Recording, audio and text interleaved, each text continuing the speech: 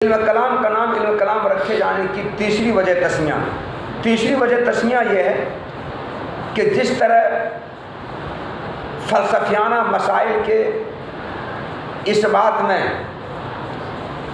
نظر و فکر میں غلطی واقع ہونے سے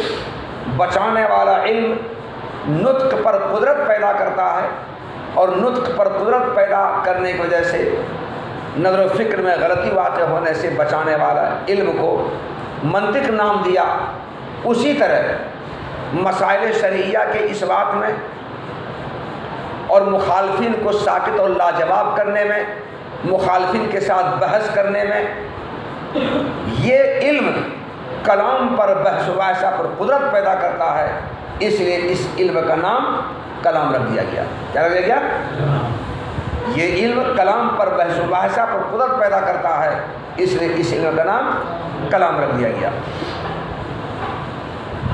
دیکھو وَلِأَنَّهُ، اور اس لیے کہ یہ علم مسائل شرعیہ کے اس بات میں اور مخالفین کو ساکت اور لاجواب کرنے میں، کلام کرنے پر قدرت پیدا کرتا ہے، جیسے فلاسفہ کے لیے منطق، یعنی جس طرح فلسفیانہ مسائل کی اس بات میں نظر و فکر میں غلطی واقع ہونے سے بچانے والا علم نطق پر قدرت پیدا کرنے کی وجہ سے نظر و فکر میں غلطی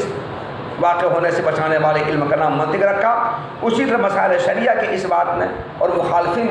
کو ساکت اور لاجواب کرنے میں، ان کے ساتھ کلام بحث و مباحثہ کرنے میں